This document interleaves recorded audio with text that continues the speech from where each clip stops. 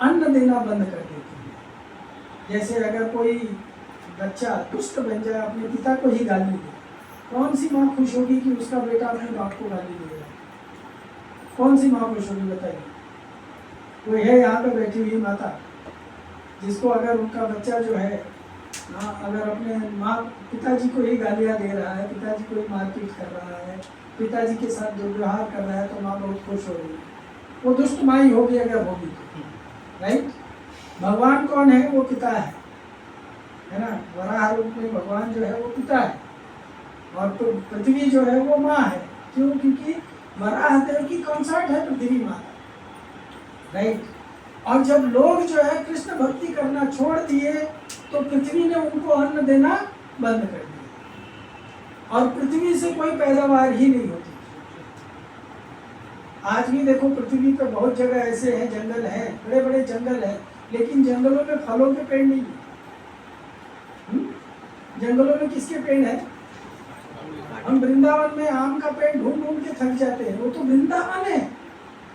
एक समय वर्णन आता है कि वृंदावन में हर प्रकार के वृक्ष उपलब्ध है ना, फलों से लदे रहते हैं। आज वृंदावन में एक आम का पेड़, एक चीकू का पेड़ कुछ दिखता नहीं है। केवल किस चीज का पेड़ दिखता है? बबूल का। हाँ, केवल किस चीज का पेड़ दिखता है वहां पे? बबूल का। और वो भी वो छोटा कांटा वाला बबूल नहीं, इतने बड़े बड़े कांटे।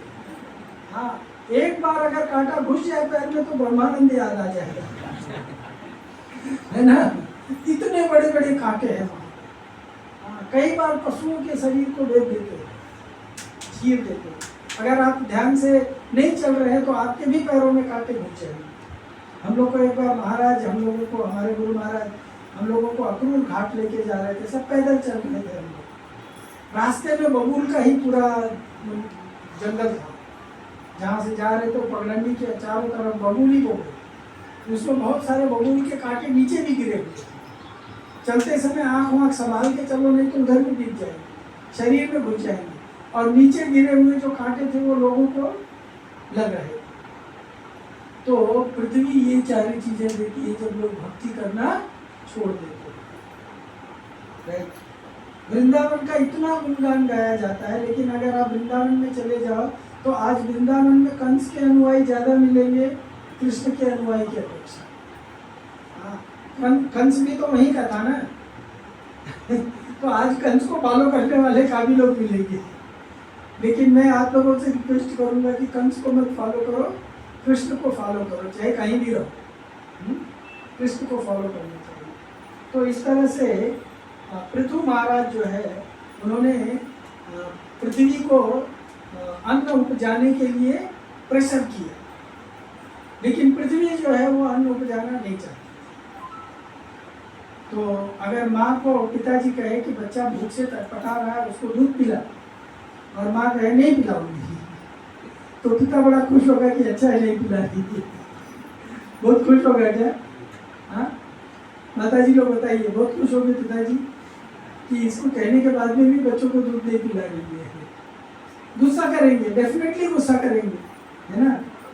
तो भगवान भी गुस्सा किए पृथ्वी। उन्होंने पृथ्वी को मारने के लिए धनुष बाण उठा लिया, और जब भगवान ने पृथ्वी को मारने के लिए सरसंधान कर लिया तो पृथ्वी डर गई। और पृथ्वी जब डर गई कि अब धापड़ पड़ेगा, मार पीटने वाली है, तो पृथ्वी जो है गाय का रूप बना करके भाग चली। पृथ्वी जो है गाय का रूप बना करके भाग जाती, लेकिन भगवान ने उसको खदेड़ दिया। पृथु महाराज ने उसको खदेड़ दिया। उसको खदेड़ करके भगवान ने उसको पकड़ा, और पकड़ करके फिर उस गाय को कहा, उस पृथ्वी को कहा कि तुम्हारा धर्म है बच्चे को दूध पिलाना, बच्चों को भोजन खिलाना। तुम्हारे इस गोद में जितने भी बच्चे प्राणी पल रहे हैं, इनको सबको भोजन सप्लाई करना तुम्हारा दायित्व है, ये तुम्हारी जिम्मेदारी है। वो भले कैसा भी बिहेव करे,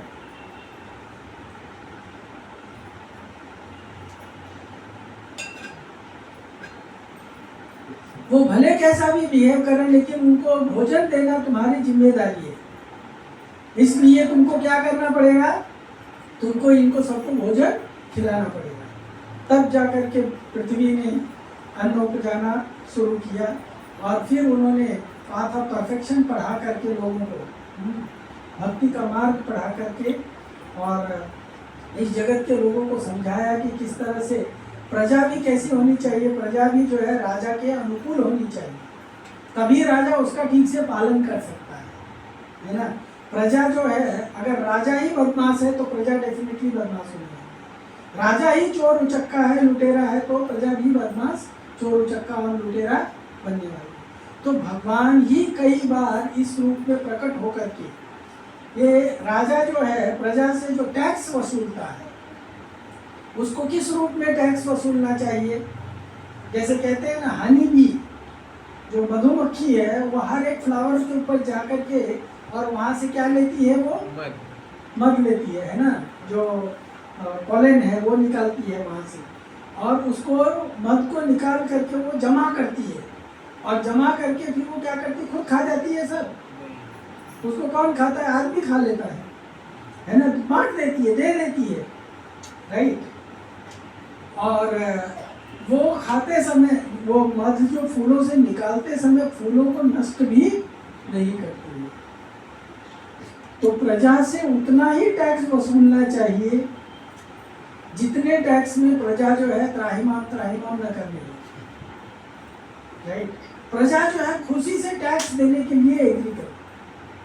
अगर आप प्रजा को उससे ज़्यादा टैक्स इवेट करना, वसूलना शुरू करोगे तो प्रजा क्या करेगी, प्रजा जो है वो टैक्स की चोरी करना शुरू कर देगी, और फिर टैक्स की चोरी सिखाने के लिए कुछ प्रोफेशनल लोग भी आ जाएंगे, और आपको बताएंगे कि कैसे टैक्स को इवेट किया जाता है, कैसे टैक्स की चोरी की जाती है। तो ये सारा कुछ, जैसे एक पेड़ बढ़ता है ना तो बहुत सारे पल्लव निकलते जाते हैं, उसी तरह से ये फ्लरिश होता चला जाएगा। पर अगर उसको सही तरीके से लिया जाए तो कोई ये सब करने की चक्कर नहीं करेगा, ईमानदारी से लोग ले जा करके पे करेंगे। और फिर उस कलेक्शन को जनता के हितार्थ, जनता के फायदे के लिए पार्क्स में, ब्रिजेस में, रोड्स में, हाँ, इन सब इंफ्रास्ट्रक्चर में, जो पब्लिक वेलफेयर के इंफ्रास्ट्रक्चर होते हैं, स्कूल में, कॉलेजेस में, दवाई में, इन सब चीज़ों में, हॉस्पिटल में, इन सब चीज़ों का इंफ्रास्ट्रक्चर क्रिएट करने में उसको खर्च करना चाहिए, हाँ, न कि अपना वोट बैंक बढ़ाने के लिए खर्च करना चाहिए, राइट। ये भगवान ने शिक्षा दिया किसको, एक राजा को। भगवान पृथु महाराज ने एक राजा को शिक्षा दी, और हर एक व्यक्ति, छोटा से छोटा व्यक्ति भी किसी न किसी डोमेन में एक प्रकार का राजा है। ऐसा नहीं कि देश का राजा ही राजा है, हम में से बहुत सारे लोग अपने कुटुंब के राजा हैं, राइट। हम में से बहुत सारे लोग क्या हैं, अपने घर के राजा हैं, है ना। 4 लोगों का पालन पोषण कर रहे हैं, तो 4 लोगों के वो राजा हो गए। तो उनको क्या करना चाहिए, उनको भी ये आचरण रखना चाहिए, है ना। हम अपने प्रजा के, इसके लिए संतति जो है उसको प्रजा भी कहा जाता है, और प्रजा को पालने वाले को प्रजापति कहा जाता है, राइट। तो इसलिए हर एक छोटे से छोटे व्यक्ति को भी, जहाँ भी वो प्रजा का पालन कर रहा है, उसको क्या करना चाहिए, उसको यही टेक्निक अपनाना चाहिए जो पृथु महाराज ने हमें सिखाया है, जो पृथु महाराज ने हमें सिखाया है। उसके बाद में भगवान का मत्स्य अवतार होता है। मत्स्य अवतार भगवान किस लिए लेते हैं, मत्स्य अवतार में जब मिलेनियम का समापन होने वाला होता है तो उस समय महाप्रलय होने जा रहा है, और वो प्रलय इतना भयानक बना, इतना वो फिश इनकार्नेशन का डिटेल में तो नहीं जाएंगे हम लोग, हर एक का इसका बाकी जो स्कंद है, उन सारे स्कंद हैं, 8वें स्कंद में इसका फिश इनकार्नेशन का अच्छा से वर्णन किया गया है कि किस तरह से भगवान एक छोटे से मछली के रूप में प्रकट हुए थे। जब राजा स्नान करने के लिए गए तो वो उनके हाथ में मुंजली में पानी लिए तो उसमें ही आ गए, उसके बाद में वो मुंजली में ही बड़ा हो गए, तो उन्होंने, राजा ने उनको घर लेके आया, घर में उनको एक फिश टैंक में रखा, फिश टैंक में इतना बड़ा हो गया कि फिश टैंक में ऐसे पॉन्ड खोदते गए, तालाब बनाते गए, फिर बाद में ले जाके उनको समुद्र में छोड़ना पड़ा। तो जब समुद्र में छोड़े उनको, तब भगवान ने उनसे कहा कि देखो प्रलय आने वाला है और मैंने प्रलय से इस जगत में जितने भी जीव हैं, जितने भी योनियां हैं, सारे योनियों के रक्षा करने के लिए, उनके सारे सीड्स को बचाने के लिए मैं ये मत्स्य इनकार्नेशन लिया हुआ। तो तुम एक काम करो, इस जगत में जितने भी जीव योनियां हैं, सारे योनि के लिए वो उनका जो सीड है वो सारा सीड लेकर के तुम ये बोट में सवार हो जाए। और ये बोट जो है जब प्रलय के सागर में डूबने लगेगा तो उस समय मैं तुमको इसको बचाऊंगा। तो भगवान जो है अपने मत्स्य में का जो टस्क था, उनके मुख के ऊपर एक सींग जैसा था, जो बोलते हैं ना इधर मछलियों के रहता कांटा, उसमें भगवान ने उसको बांध दिया बोट को। और फिर जब प्रलय स्टार्ट हुआ तो भगवान उनको प्रलय के जल में लेकर के घूमते रहे जब तक प्रलय शांत नहीं हो गया। तो इस तरह से भगवान ने प्रलय में समस्त जीवों के योनियों के सीड को मछली के इनकारनेशन में बचाया था। और ये घटना घटी थी चाक्षुष मनु के काल में। वैवस्वत चाक्षुष मनु के बाद में वैवस्वत मनु का काल आया था, उस काल में ये घटना घटी थी। तो भगवान ने बोट में रख करके समस्त जीवों का रक्षा किया था। इसके बाद में भगवान का पूर्ण अवतार हुआ था, पूर्ण अवतार टर्टवाइस इनकार्नेशन। ये भी आप जानते हैं कि भगवान ने टर्टवाइस का अवतार क्यों लिया था, क्योंकि ये जो समुद्र मंथन की कथा इस प्रसंग में बताई गई है। समुद्र मंथन में अमृत को लेकर के देवता और राक्षस आपस में लड़ गए थे। इनफैक्ट तो उसके पहले कहानी ये है कि राक्षसों ने स्वर्गलोक के ऊपर क्या किया था, अतिक्रमण कर लिया था। स्वर्गलोक को उन्होंने अपने कब्जे में कर लिया था और सारे देवताओं को भगा दिया था। तो बहुत मीटिंग्स के बाद में, जैसे आजकल बहुत सारे लोग मीटिंग्स करते हैं ना, ऐसे उनके भी बहुत सारे मीटिंग्स हुए। और बाद में फिर जब देवताओं को लगा कि हमारा ये काम सफल नहीं हो पा रहा है, तो फिर वो विष्णु जी के पास भी गए। विष्णु ने उनको एक सलाह दिया कि तुमको क्या करना चाहिए। तो विष्णु ने उनको सलाह देते समय उनको एक बहुत बढ़िया स्टोरी बताई, तो भागवत में मेंशन है। क्या स्टोरी बताई? उन्होंने बताया कि देखो, एक चूहा और एक सांप है ना, एक इसमें फंस गए ट्रैप में, राइट, दोनों एक साथ फंस गए हैं। तो चूहा जो होता है वो सांप का नेचुरल भोजन होता है। चूहा जो है, चूहा को सांप खा करके अपना एटलीस्ट एक टाइम का भूख तो मिटा सकता है, राइट, लेकिन वो पिंजरे में ही फंसा रहता है, उस ट्रैप में ही फंसा रहता है, उसमें से निकल नहीं पाता। तो वो सांप बड़ा बुद्धिमान था। उसने सांप ने क्या किया, उसको चूहे को प्रपोजल दिया कि बोला, देखा देख, मैं चाहता तो तुझे खा सकता हूँ, लेकिन मैं तुझे खाऊंगा नहीं, क्योंकि तू भी फंसा हुआ है और मैं भी फंसा हुआ है। इसको पिंजरे को काट करके इससे बाहर निकलने का सामर्थ्य तुम्हारे अंदर है, पर मेरे अंदर नहीं है। मैं पिंजरे को काट के रास्ता नहीं बना सकता। तुम लोग होल बना करके देते हो, हम जाके उसमें रहते, हम खुद अपना होल नहीं बनाते। हम तुम्हारा होल जो है वो हड़प लेते हैं और उसमें रह जाते हैं, तुम भाग जाते हो। तो अभी भी तुम यही करो कि तुम जो है ये पिंजरे में होल बनाओ। ये जो ट्रैप है, हाँ, इस ट्रैप में तुम होल बनाओ और फिर तुम पहले निकल जाओ, उसके बाद में मैं निकलूँगा।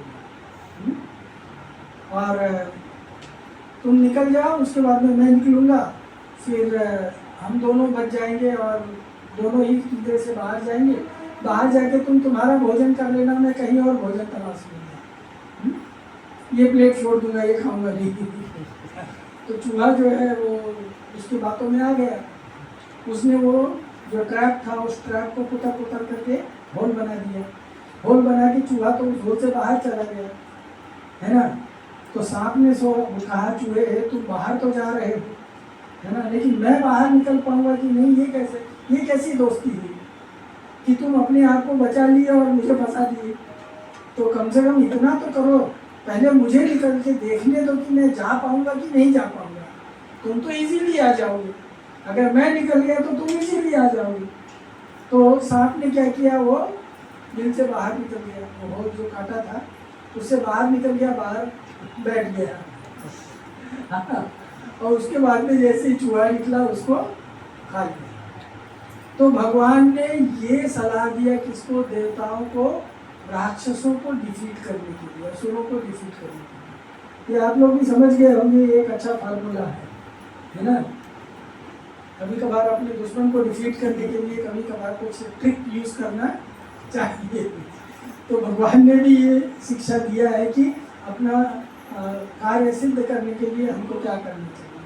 तो देवताओं को कहा कि असुरों के साथ में मिल करके तुम लोग दोनों क्या करो, समुद्र का मंथन करो, और उस मंथन से क्या निकलेगा, ये बाहर निकलेगा, अमृत बाहर निकलेगा। फिर वो अमृत तुम लोग पी लो तो तुम अमर हो जाओगे, तो फिर ये राक्षस तुमको मार नहीं पाएंगे, फिर उनसे युद्ध करके तुम अपना राज्य प्राप्त कर सकते हो। और अगर तुम ये करने में असमर्थ हो जाओगे, क्योंकि राक्षस बहुत शक्तिशाली है, तुम अगर नहीं निकल अमृत नहीं पी पाओगे तो मैं तुम्हारी मदद करूँगा।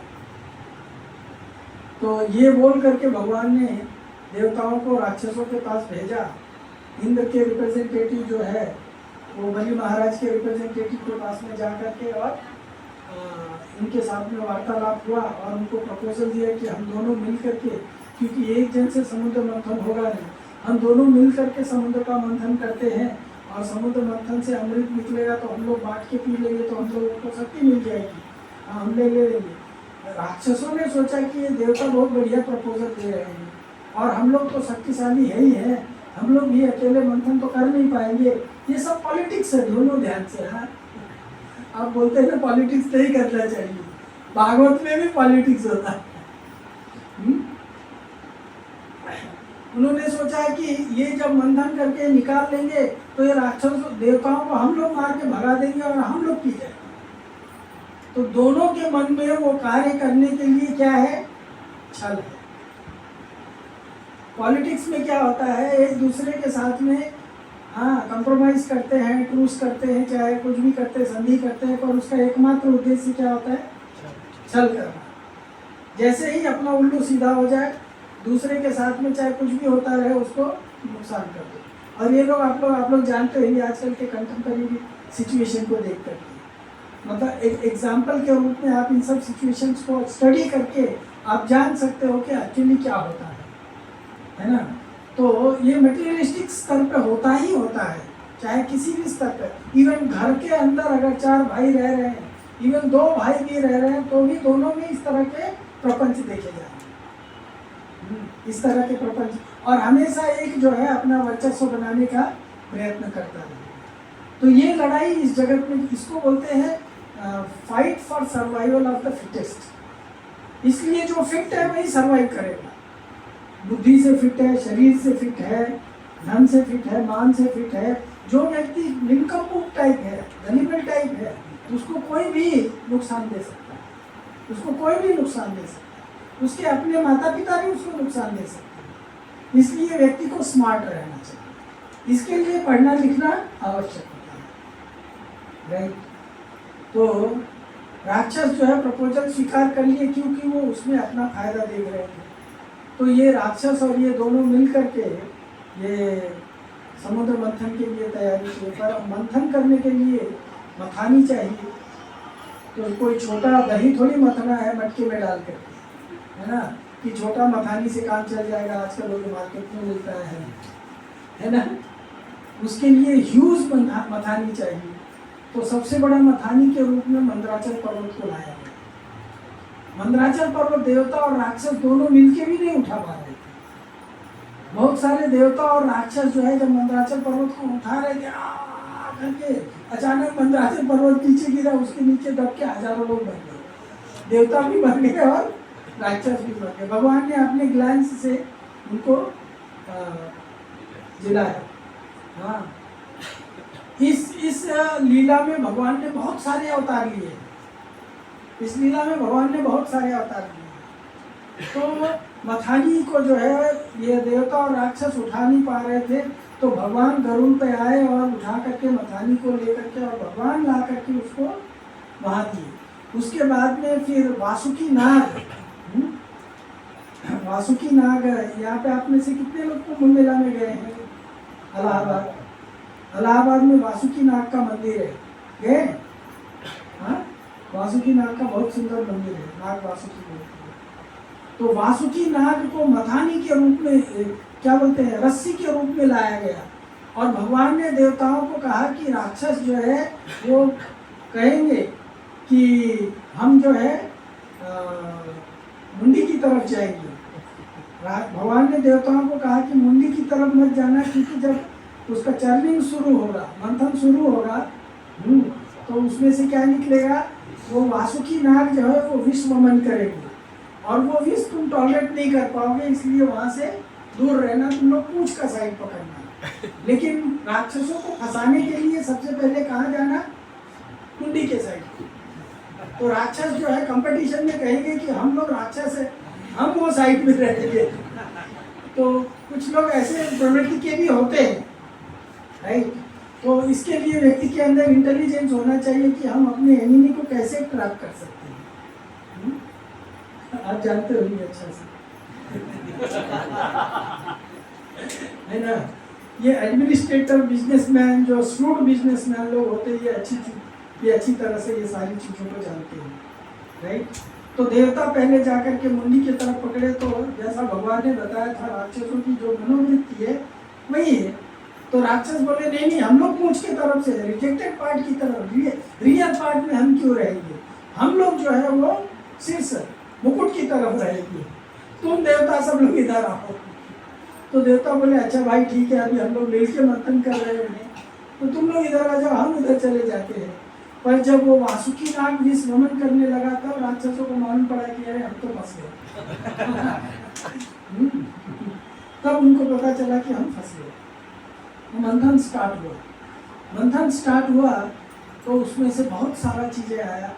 वो मथानी जो है वो नीचे डूबने लगा। क्यों? क्योंकि मथानी को नीचे होल्ड करने के लिए कोई बैलेंस नहीं, कोई प्रॉपर सरफेस नहीं। तो भगवान जो है उसको सरफेस देने के लिए टर्टवाइस के रूप में, कश्यप के रूप में भगवान अवतार दिए। और कितना बड़ा कश्यप, भगवान जो है, मंदराचल पर्वत कितना बड़ा है जानते हैं आप कोई?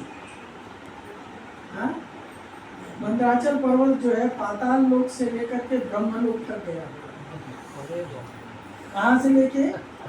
पाताल लोक से लेकर के ब्रह्मलोक तक। मंदराचल पर्वत को कहा जाता है कि वो इस ब्रह्मांड का पीवॉट है। पीवॉट समझते हैं ना, धुरी, सेंट्रल पीवॉट है। उसके चारों तरफ संपूर्ण जगत जो है वो रोटेट करता है। जैसे एक साइकिल का चक्का जो है एक एक्सेल के चारों तरफ घूमता है ना, ऐसे ही मंदराचल पर्वत जो है इस ब्रह्मांड का पीवॉट है, और उसके चारों तरफ संपूर्ण प्लैनेटरी सिस्टम जो है, जितने भी प्लैनेटरी सिस्टम है सब उसके चारों तरफ रोटेट होते हैं। इसलिए वो इतना वजन था कि इतने सारे देवता भी मिलकर के उसको उठा नहीं पाए। और वो जब डूब रहा है पानी में, है ना, क्षीर सागर में। क्षीर सागर कहाँ पे है? वो ब्रह्मलोक के ऊपर है। तो आप ये नहीं बोल सकते कि अरे क्षीर सागर तो यही ब्रह्मांड में है, तो फिर वो डूब कर उसमें कैसे डूब रहा था जब इतना ऊंचा था? तो नहीं, क्षीर सागर के बाहर है। क्षीर सागर जो है ये ब्रह्मांड के बाहर है।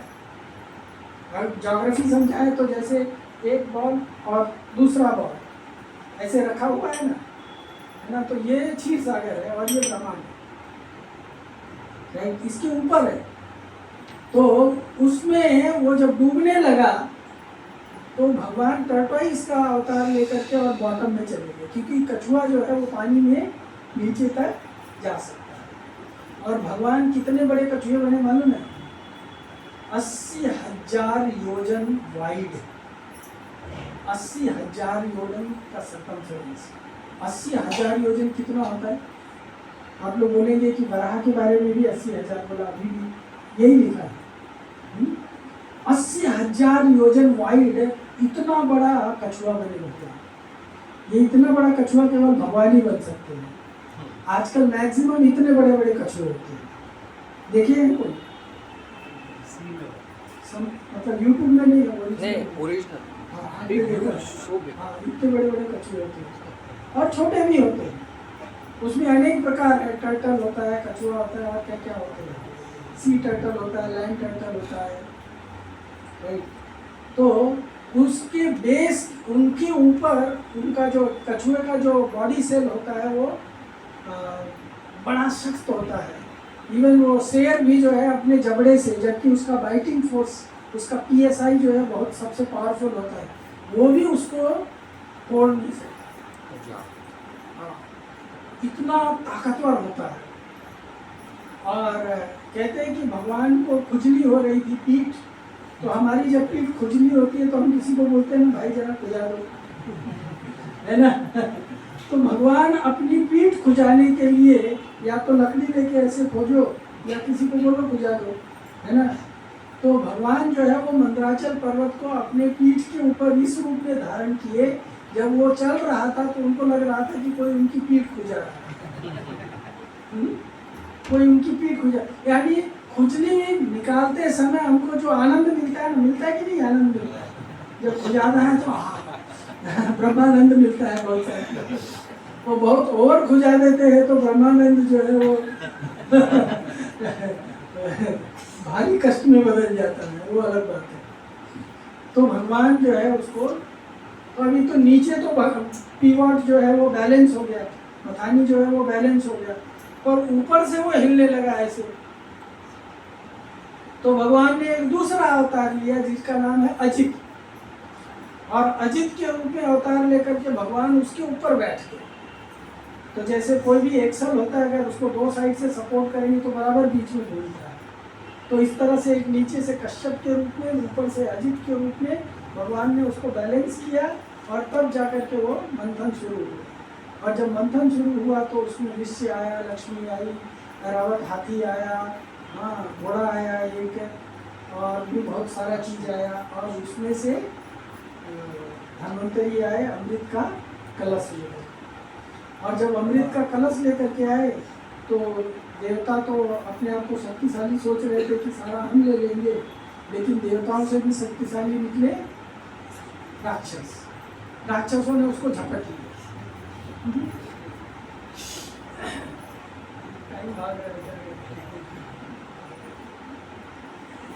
राक्षसों ने उसको झपट लिया। अब यहीं पे स्टॉप कर दें क्या? मेरे को तो खाली कश्यप अवतार के बारे में बताना है, पर इसमें आगे बहुत बढ़िया बढ़िया पास टाइम से,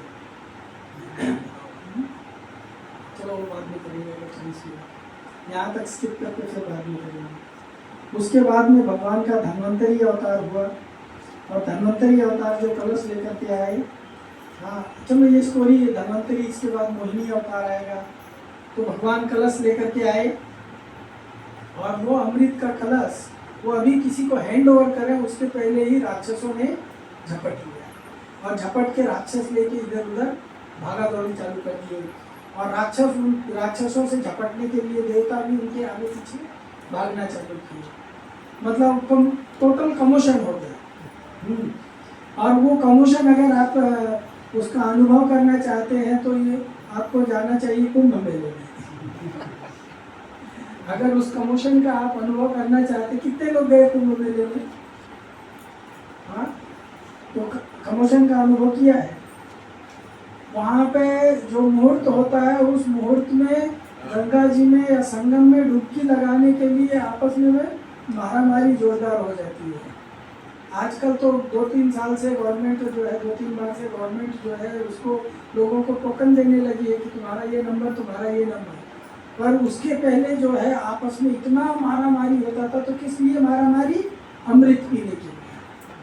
कहा जाता है कि जिस कॉन्स्टिलेशन में वो कुंभ होता है, उस कॉन्स्टिलेशन में, उस संगम में, हाँ वो अमृत जो है वो रिवाइव होता है। और उस समय उसमें जो स्नान करेगा, वो स्नान करने वाला व्यक्ति जो है उसको वो अमृत पान मिलता है, अमृत को पान कर सकता है।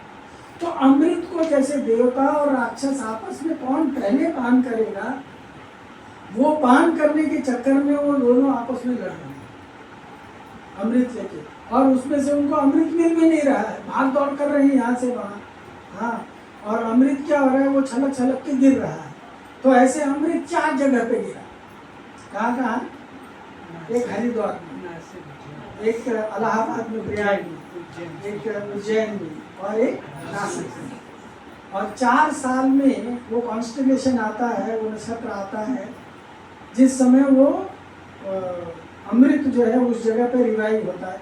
तो आपने देखा होगा कि वो कुंभ मेले में कितने हजारों लाखों करोड़ों लोग आते हैं। हाँ, अगर आप सबसे ज़्यादा जगह जो है पब्लिक असम्बल होने के लिए वो प्रयाग में है, इलाहाबाद में। पूरा इलाहाबाद पैक हो जाता है, पूरा इलाहाबाद पैक हो जाता है, एक राई का दाना गिरने की जगह नहीं होती है। एक बार हम लोग फंस गए थे, हम 22 घंटा तक हम लोग जो है वो रेलवे प्लेटफॉर्म पे ही फंसे रहते, एक प्लेटफॉर्म से दूसरे प्लेटफॉर्म पे भी नहीं जा पाते, इतना क्राउडेड। पर उसका हमको एक फायदा ये हुआ, कृष्णानंद प्रभु ने हमको पूरा का पूरा चैतन्य चरितामृत पढ़ के सुनाया।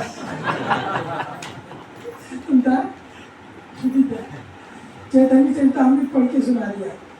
32 घंटे के बाद में गाड़ी आई, 32 घंटे के बाद में गाड़ी आई। लोगों को ठीक से सोने को भी नहीं मिला था, कोई यहाँ लुढ़का है, कोई वहाँ लुढ़का है। और जब हम लोग ट्रेन में गए, अपनी अपनी सीट पकड़ के लुढ़कने की कोशिश किए, तो कृष्णानंद प्रभु आगे बोले, उठो चैतन्य चरितामृत पढ़ेंगे। सोचो प्रभु को कितनी रुचि है, अकेले पढ़े जा रहे, बाकी लोग तो बैठ के सुन रहे, कोई उठ के आ रहा है, कोई जा रहा है। मैं मेरी मदर को लेके गया था, वो उसको मेला में गुम हो गई। उस समय उसके पास फोन नहीं, कुछ नहीं। हाँ, वासुदेव और 2-4 और ब्रह्मचारी थे, वो लोग उनको लेकर के किसी और गाड़ी में, नर्तकी माता जी भी थी उसमें, रोपा डिसाइकल। वो लोग ऐसे गाड़ी में बैठ गए, जो गाड़ी बॉम्बे आना जिसका चाहिए, नाम गाड़ी का वही है, हाँ, जो बॉम्बे आने वाली है। लेकिन वो अप ट्रेन और डाउन ट्रेन होती है ना, तो वो अप ट्रेन थी और वो जा रही थी वाराणसी, इलाहाबाद होते हुए। तो ये लोग उस ट्रेन में बैठ गए, और इनके बाद में थोड़े दूर जाने के बाद में इनको पता पड़ा कि हम गलत ट्रेन में बैठ गए। तो इन लोगों ने चैन खींच दिया, चैन खींच करके वो ट्रेन से उतर गए, और ट्रेन से उतर गए तो भीड़ में फंस गए। तो पुलिस ने इनको ले जा करके और किसी और ट्रेन में ठूस दी।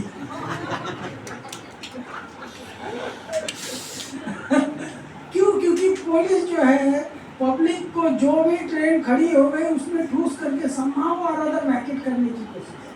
इतनी भीड़ होती है कुंभ मेला में। ये सब लोग किसके लिए एकत्र होते हैं? हलवा खाने के लिए नहीं, अमृत पीने के लिए। क्या करने के लिए एकत्र होते हैं? अमृत पीने के लिए।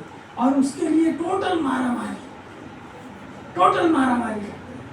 आप सोचो, जब ये ओरिजिनल हुआ होगा देवताओं में और राक्षसों में, तब क्या हालत हुआ होगा, है ना? लेके भाग रहे, पूरा भारत भर भागते बैठे थे। कितने देवता, कितने राक्षस ये पूरे भारत भूमि में घुसड़ गए होंगे, सोचो आप, है ना? नासिक से लेकर के, है ना, हरिद्वार तक, उज्जैन से लेकर के इलाहाबाद तक, कितना जगह भागा दौड़ी चालू कर रहा होगा। ये सिर्फ किसके लिए? अमृत के लिए। लेकिन कहा गया है, एक होता है कृष्ण कथामृत और एक होता है अमृत, राइट? सो अमृत जो है वो आपको फाइनली लॉन्ग लाइफ देगा, लॉन्जिटिविटी देगा, लेकिन आपको मौत से नहीं बचाएगा, राइट? और उल्टा क्या हुआ, अमृत पीने के लिए वो लोग आपस में राक्षस बन गए। लेकिन वो जो है वो उनका पतन करवाता है, वो अमृत जो है जीवों का पतन करवाता है। लेकिन कृष्ण कथामृत क्या है, वो जीवों का उद्धार कराता है, राइट? और ये जगत देखो, जैसे वो कहते हैं ना, दुनिया ऐसी बावरी, दुनिया जो है पागल हो गई है। तुलसीदास जी कहते हैं, पल में है सूझे नहीं लानत ऐसी जिंद, ऐसी जिंदगी को लानत है कि सामने ही है लेकिन दिखाई नहीं देता है।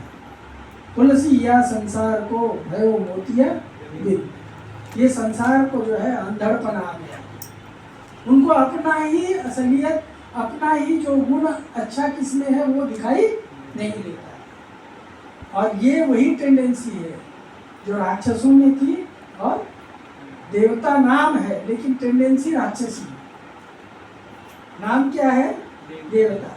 देवताओं में और राक्षसों में अंतर क्या है जानते हैं? कौन बताएगा? यस, प्रकाशानंद। भगवद गीता कहती है कि कृष्ण भक्त भवेत दैव आसुरस्तद विपर्य। जो कृष्ण का भक्त होता है वो देवता कहलाता है, और जो कृष्ण का विरोधी होता है वो असुर कहलाता है। राइट? तो इस जगत में कितने लोग कृष्ण के भक्त हैं? कितने लोग कृष्ण के? ऐसा नहीं है कि कोई नहीं है, कुछ लोग हैं, आज जैसे कुछ लोग हैं, ना बहुत कम है, नगण्य है। राइट? तो जो व्यक्ति आसुर, उसको असुर क्यों कहा जाता है जानते हैं? इसमें दो शब्द हैं, असुर, आसु और र। तो आसु मतलब होता है जिसको इंद्रिय तृप्ति में रुचि है, उसको कहा जाता है आसु। और रमयति मतलब रुचि है। तो जिसको इंद्रिय तृप्ति में रमण है, जिसको इंद्रिय तृप्ति में जो रमण करना चाहता है वो क्या कहलाता है? असुर कहलाता है। और अभी तो देखें कि बहुत सारे लोग डिवोटी का चोला पहन करके भी इंद्रिय तृप्ति में ही निमज्जित है ना? तो इस डिफिनेशन से तो हम भी क्या हुए? मैं आप सब लोगों को नहीं कहूँगा, पर मैं मेरे अपने आप को कहूँगा, है ना, कि जो भी व्यक्ति इंद्रिय तृप्ति के लिए मतलब लालायित है, इंद्रिय तृप्ति में लगा रहना चाहता है, वो असुर कहलाता है, वो असुर कहलाता है। तो इस तरह से भगवान ने क्या किया है? ये असुरों को और राक्षसों का झगड़ा छुड़ाने के लिए भगवान ने मोहिनी का रूप धारण किया। ये अगला इनकार्नेशन है। और मोहिनी का रूप धारण कर लिया तो भगवान ने मोहिनी का रूप धारण करके और असुरों को अपनी ओर क्या कर लिया? आकर्षित कर लिया। राइट? तो असुर जो है इंद्रिय तृप्ति के लिए किसकी ओर आकर्षित होते हैं? दो चीजों की तरफ। एक तो धन चाहिए और दूसरा रमणी चाहिए। रमण करने वाले को रमणी चाहिए। राइट? यद्यपि भक्त कहते हैं रमणी जनसंग सुखम च सखे चरमे भयदम पुरुषार्थ। रमणी का संग जो है वो अंततः क्या है? भयदम, भय देने वाला है, मतलब आपको नष्ट ही करने वाला है। भयदम, भय देने वाला है। हाँ, चरमे भयदम, अंत में भय देगा। और पुरुषार्थ हरण, उस व्यक्ति की सारी शक्ति का हरण कर देगा। वो व्यक्ति के अंदर कोई कुछ रह ही नहीं जाएगा कि वो अपने उन्नति के लिए भी कुछ कार्य करने में समर्थ रह पाए। कौन? जो रमणी संग करना चाहता है। राइट? ये भक्ति विनोद ठाकुर जी ने कहा, आलम अन्या कथदी अनुशीलनया भज गोत्र कानन तुम जमीन। इसलिए क्या करो? इसलिए गोत्र कानन के, गोत्र के जो मून है, चंद्रमा है, चैतन्य महाप्रभु, उनका भजन करो। तब जाकर के हमें ये जो असुर प्रवृत्ति है, ये असुर प्रवृत्ति नष्ट हो। तो भगवान ने असुरों को आकर्षित करने के लिए क्या किया? एक सुंदर स्त्री का रूप धारण किया। और सुंदर स्त्री का रूप धारण करके भगवान ने असुरों के सामने अपने पायल झनकाते हुए गए, है ना? पायल झनकाती तुम आ जाओ जीवन में, कुछ लोग गाते हैं ना, है ना? तो नितेश गाते हैं कि नहीं कुछ लोग? पायल झनकाती तुम आ जाओ जीवन में, है ना? तो भगवान ने भी क्या किया? पायल झनकाते हुए राक्षसों के जीवन में प्रविष्ट हो गए। राक्षसों ने देखा, वाह, तो वो जो है वो इसके पीछे जो है, अमृत के पीछे, अमृत कलश तो इनके कब्जे में था ही, अमृत कलश को छोड़ दिया। और जैसे गौरंग प्रभु एक बार भागवतम क्लास में बता रहे थे कि हम लोग चाहे कितने भी साधु संत रहे, ब्रह्मचारी रहे, लेकिन जब सामने से कोई सुंदर सी स्त्री जाती है तो हमारा आंख जो है रडार की तरह से घूमता है। यानी हम उसका एक क्षण भर के लिए भी अवलोकन करना चाहते हैं।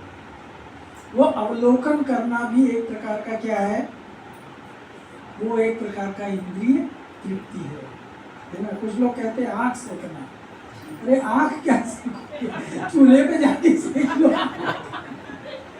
है ना। लेकिन ये स्वभाव है, ये स्वाभाविक है। आसुरी वृत्ति का तो ये सबसे ज्यादा स्वभाव, हमारे अंदर अगर आसुरी वृत्ति है तो ये डेफिनेटली होगा, हर किसी से होगा, चाहे वो साधु रहे, चाहे कोई भी रहे, चाहे कुछ भी रहे, चाहे कितना भी कंट्रोल इंद्रिय तृप्त करने वाला व्यक्ति, क्या बोलते हैं, इंद्रिय निग्रह करने वाला व्यक्ति है। हाँ, भागवत में ही आया है, जैमिनी ऋषि को व्यासदेव ने कंफर्म कर दिया, कहते हैं कि जिसकी इंद्रियां नियंत्रण में नहीं रहती हैं, हाँ, वो उसको क्या कर देती हैं, वो उसको चाहे कितना भी बड़ा विद्वान क्यों न रहे, विद्वान सपीच कर सकी, बलवान इंद्रिय कामो विद्वान सपीच कर सकी, चाहे कोई कितना भी बलवान क्यों नहीं रहे, लेकिन इंद्रियां इतनी प्रबल है कि उसके मति को घसीट ले जाती है। जैसे घसीट के, आजकल वो आपने देखा होगा दिल्ली में, है ना, पुलिस लोग है जो पहलवान लोगों को घसीट के गाड़ी में बिठा रही थी। तो इंद्रियां जो है व्यक्ति को, मति को ऐसे ही घसीट करके उठा ले जाती है, कुछ नहीं कर सकता, हेल्पलेस हो जाता है इंद्रियों के सामने। तो भगवान जो है उस रूप में आकर के देवताओं को, असुरों को ये किया, असुरों को अपने कंट्रोल में करने के बाद में 9 बजने जा रहे हैं, इसलिए मैं थोड़ा फास्ट फॉरवर्ड कर देता हूँ। असुरों को अपने कंट्रोल में करने के बाद में भगवान ने कहा कि असुरों, तुम लोग ये अमृत का कलश मुझे दे दो और मैं तुम लोगों को बांट के पिला दूँ, है ना। इसके लिए आजकल आप जाओगे तो आजकल जो बार होता है, बार बोलते हैं, क्या बोलते हैं, दारू का, वहाँ पे मोस्टली बार वालाएँ होती हैं सर्विंग करने के लिए, राइट। तो जो असुर वृत्ति के लोग होते हैं उनके हाथ से उनको सर्विंग मिलता है तो बहुत अच्छा लगता है, राइट। तो राक्षसों को लगा कि अच्छा ये बार वाला बन करके हमको सर्व करेंगे, अमृत वाला, है ना।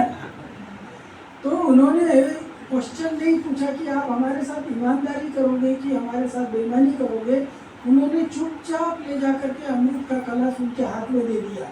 इतने देर से आपस में झगड़ा कर रहे थे तब ये बुद्धि नहीं आई थी, क्यों ले जा करके दे दिया, क्यों ले जा करके दे दिया। उस समय उन्होंने ये नहीं सोचा कि ये हमारे साथ छल भी कर सकती है, क्यों, क्योंकि जब व्यक्ति की इंद्रिय तृप्ति में पूरी तरह से मति ग्रसित हो जाती है, उसकी बुद्धि भ्रष्ट हो जाती है, उसकी बुद्धि भ्रष्ट हो जाती है। और वो व्यक्ति जो है कहाँ सही हो रहा है, कहाँ गलत हो रहा है, क्या ठीक हो रहा है, क्या ठीक नहीं हो रहा है, इन सब चीज़ों को उसको जान पाना कठिन हो जाता है, राइट। तो राक्षस भी जो है इसी तरह से कठिन हो गया। तो मोहिनी मूर्ति ने राक्षसों से कहा कि देखो ये अमृत का मेजर चंक में आप लोगों को पिला दूँ, ये देवता लोग हैं ना, ये भी बदमाशी कर रहे हैं, ये भी भागदौड़ कर रहे हैं, तो इनको एक एक ड्रॉप पिला करके इनको निकालने दो। हाँ, तो आप लोग यहाँ बैठ जाओ आराम, बात मान ली उसकी। अभी तक आपस में लड़ रहे थे, हाँ, पर जब मोहिनी मूर्ति ने कहा तो तुरंत बात मान ली, ठीक है पहले देवताओं को ही पिला दो।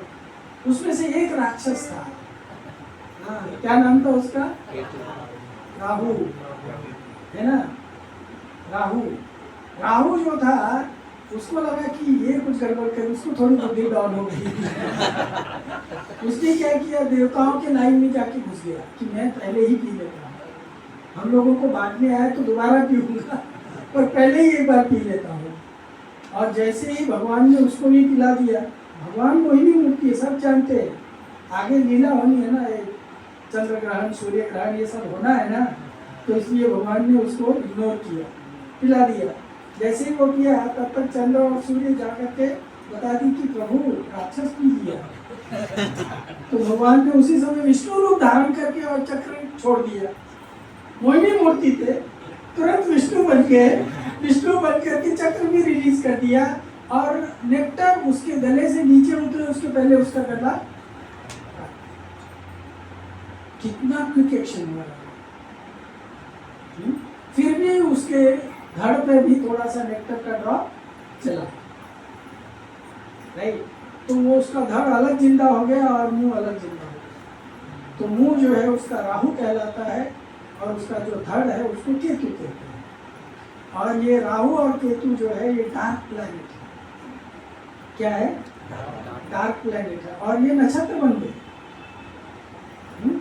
इनको नक्षत्र बना दिया गया और ये बन करके फिर बहुत सारी लीला आज सदियों से करते चले आ रहे हैं और ये किसी को दिखते नहीं। ऐसे इनके बहुत सारे स्टोरीज हैं, हम उसमें ले जाएंगे, राइट।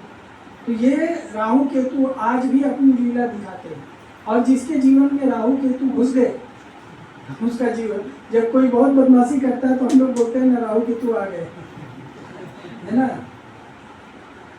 तो वो क्या करें? ठीक है, मैं अवतार गिना देता हूँ, डिटेल में नहीं बताऊंगा। तो मोहिनी अवतार के बाद में भगवान का नरसिंह अवतार होता है।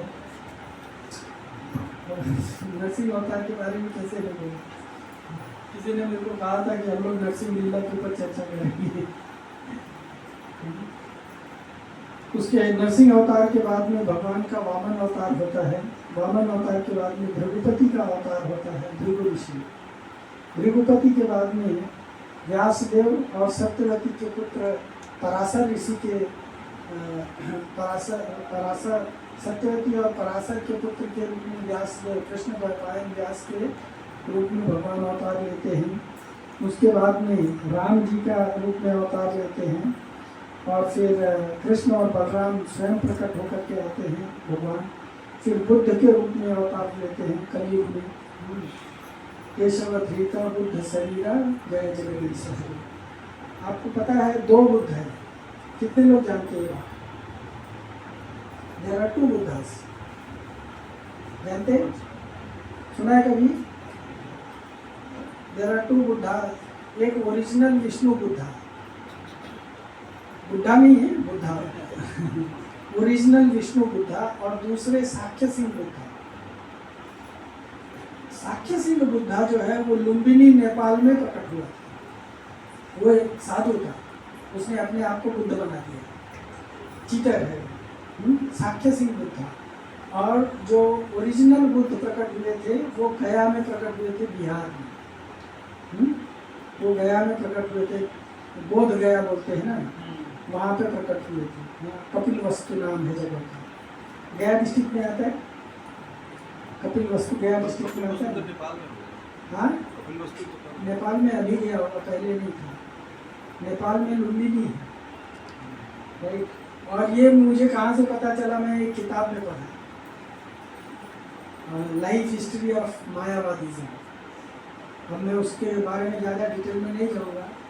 और उसमें जब मैं पढ़ा तो मैं खुद ही थोड़ा सा कंफ्यूजन में चला गया कि ये कैसे है, तो मैं जिंदगी में पहली बार सुन रहा। पर बाद में मैं एक बार सारनाथ गया था, जहाँ पे वो स्तूप है ना, वहाँ पे सारनाथ में जाकर के मैं जब वहाँ पे दर्शन करने के लिए, देखने के लिए गया वो शेरों को, तो वहाँ पे मुझे एक बुद्धिस्ट मॉन्क मिले।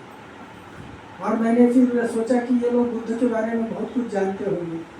तो मैं वो बुद्धिस्ट मॉन्क को पूछा कि मैंने एक किताब में ये इन्फॉर्मेशन पढ़ा है, तो आपके इन्फॉर्मेशन से ये बात सही है कि गलत है? तो उसने कहा सही है। तो मैंने उनसे खुद कंफर्म किया है कि ये बात सही है। और ओरिजिनल जो विष्णु बुद्ध है उन्होंने पंचशील, पंचशील मतलब 5 टाइप्स ऑफ आचरण, हर एक व्यक्ति को किस प्रकार से 5 प्रकार से आचरण करने चाहिए, उन्होंने पंचशील और अहिंसा परमो धर्म, इसकी शिक्षा दी। किस चीज़ की शिक्षा दिया? अहिंसा परमो धर्म। लेकिन जो ये साक्य सिंह बुद्धा हुए हैं, वो एक राजा का पुत्र था, साक्य सिंह बुद्धा। साक्य सिंह बुद्धा ने वॉइडिज्म पढ़ाया है। वॉइडिज्म समझते हैं? शून्यवाद। और आजकल ये शून्यवाद ही इस जगत में बहुत ज़्यादा प्रचलित है। शून्यवाद और मायावाद ये दोनों एक ही चीज़ है। ये दोनों क्या है? इसलिए पद्म पुराण में कहा गया है, हाँ, जो वो लाइफ हिस्ट्री ऑफ मायावादिज्म बुक है उसमें कोटेड है, उसमें बताया गया है कि मायावादम असत शास्त्रम प्रच्छन्नम बौद्धम उच्यते। यानी मायावाद और बुद्धिज्म ये दोनों का जो फिलॉसफी है, जो दर्शन है, सेम है, कोई डिफरेंस नहीं है।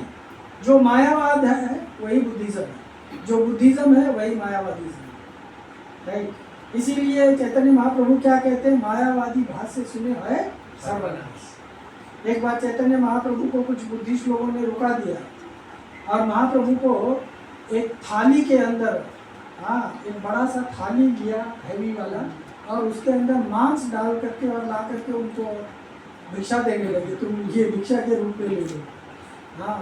अभी महाप्रभु साक्षात भगवान है, राइट। महाप्रभु मांस का भिक्षा कैसे स्वीकार करेंगे? अरे महाप्रभु कुछ सोचते कुछ करते, उसी समय एक चील आकाश में से उड़ते हुए आया और वो थाली उड़ा करके लेके चला गया। थाली लेके ऊपर गया, ऊपर से थाली उसने छोड़ दिया और वो थाली वो बुद्धिस्ट लोगों के सिर के गिरा, वही उनका सर जो है वो फट गया और वो नष्ट हो गया, राइट। तो मायावादिज्म और बुद्धिज्म दोनों सेम चीज है, राइट। ये दोनों सेम चीज है। तो बुद्धा का अवतार इसके लिए हुआ था कि वो अहिंसा सिखाए। अहिंसा क्यों सिखाना चाहते थे बुद्ध अहिंसा इसलिए सिखाना चाहते थे क्योंकि उस समय जो संभ्रांत वर्ग है, या जो आप कह सकते पढ़े लिखे लोग, जो ब्राह्मण कोटि के लोग थे, ऐसे लोग जो दूसरों को गाइड करने वाले हैं, वही लोग शास्त्रों का सहारा लेकर के, जैसे आजकल भी बहुत सारे लोग कहते हैं कि रामायण में बताया गया है भगवान राम मांस खाते थे, है ना। बहुत सारे लोग बोलते हैं कि नहीं बोलते हैं, और वो रामायण ही लोग कोट करते हैं डायरेक्ट। किसका? वाल्मीकि रामायण कोट करते हैं, उसमें बताते हैं कि, लेकिन वो ये भूल जाते हैं एक एक श्लोक में। मैंने सर्च किया वाल्मीकि रामायण में कहाँ गया, उसमें कहा गया है वाल्मीकि रामायण में भगवान ने लक्ष्मण को चित्रकूट में कहा कि जाओ मांस लेकर के और उसका रंधन करो, और जिससे कि हम ये जो कुटी बनाए हैं, पर्ण कुटी बनाए हैं, उसका हम लोग गृह प्रवेश का जो अनुष्ठान है वो करेंगे। तो मांस किसको बोला जाता है मालूम है? मांस का मतलब ये होता है मांसल जड़। मांसल जड़ होती है जिसको कंदमूल कहते हैं, राइट। कंदमूल का जो गुदा है उसको भी क्या कहा जाता है? मांस कहा जाता है। तो मांस शब्द के संस्कृत में दो अर्थ है, एक होता है गुदा और एक होता है, इवन ये जो देखा जाए तो पशुओं का गुदा भी जो है वो भी मांस ही कहलाता है। पर वो मांस किस लिए कहा जाता है, उसका दो अर्थ है, माम स। माम मतलब मैं, स मतलब यू, तुम, समझ में आया ना। तो जो भी व्यक्ति मांस भक्षण करता है वो एक कॉन्ट्रैक्ट करता है, किसके साथ? जिस पशु का मांस खा रहा है, जिस पक्षी का मांस खा रहा है। क्या कॉन्ट्रैक्ट करता है कि आज तुम्हारा मांस खा के मैं अपने मांस का पोषण कर रहा हूँ, कल तुम मेरा मांस खा के अपने मांस का पोषण करना। ये कितना इंटेलिजेंट प्रपोजल है, कितना इंटेलिजेंट एग्रीमेंट है। आज वो मेरे को, मैं उसको काट रहा हूँ, वो छटपटा रहा है, कल वो मेरे को काटेगा तो मैं नहीं छटपटाऊंगा, राइट। तो संस्कृत में मांस शब्द के दो अर्थ है, एक होता है कोर या गुदा। तो भगवान राम ने लक्ष्मण को जो मांस शब्द यूज किया है वाल्मीकि रामायण, वो इसलिए किया गया है, न कि उन्होंने कहा कि जाओ पशु हत्या करते हैं और उसको लेकर के आओ और हम उसको रंधन करेंगे, उसका कुकिंग करेंगे। अभी ऑलरेडी 9-10 हो गया है तो मुझे डर लग रहा है। कीर्तन करने वाले लोग, आप लोग कृपा करके कीर्तन कीजिए, लेकिन 10 मिनट तक ही कीर्तन कीजिए, जिससे कि लोगों को समय पर घर जाने का अवसर मिल जाए। कीर्तन तो बहुत अच्छा है, करना चाहिए, आप लोग बहुत बढ़िया कीर्तन करते हैं, लेकिन फिर प्रसाद भी पाना है और लोगों को घर जाना होगा। जिन लोगों को प्रसाद नहीं पाना होगा, जो टोटल निर्जल कर रहे होंगे, तो वो लोग तो जा सकते हैं या कीर्तन में बैठ सकते हैं। कीर्तन वाले थोड़ा और नज़दीक में आके इधर बैठ जाइएगा। प्रसाद खाने वालों के लिए पीछे थोड़ी जगह आप छोड़ दीजिए। हरे कृष्णा, आपका बहुत बहुत धन्यवाद। Thank you so much.